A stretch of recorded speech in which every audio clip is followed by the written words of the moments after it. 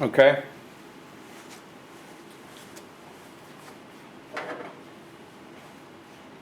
This is where we start to talk about the difference between solving and verifying, simplifying, right? Normally, when we're verifying or simplifying, we look at a squared term and we're like, I'm going to put something else in place of that. But we're not trying to get this to equal something else. We're trying to solve for x.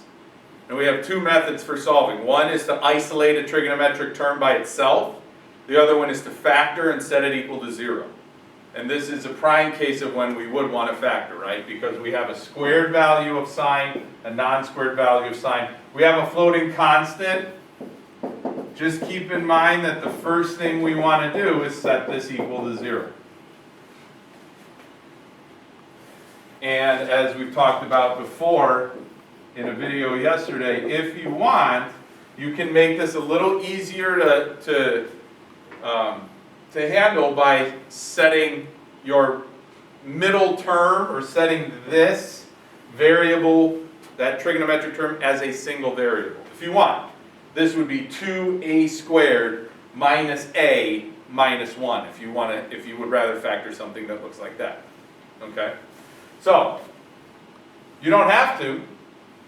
If you understand, if you have the tolerance for dealing with this as the variable, then you know we're looking for two numbers that multiply to be -1, that add to be -1 when one of them is multiplied by 2. So I've got a prime leading coefficient here.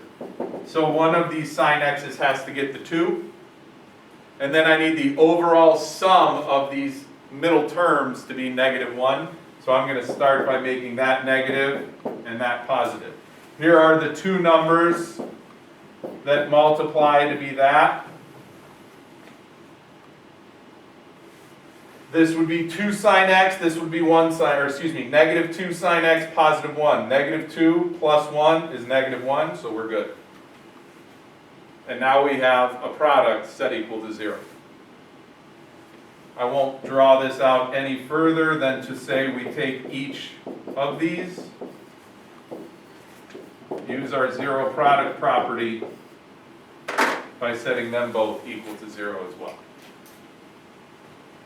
And then solve like we've been solving all along. Okay? That's it.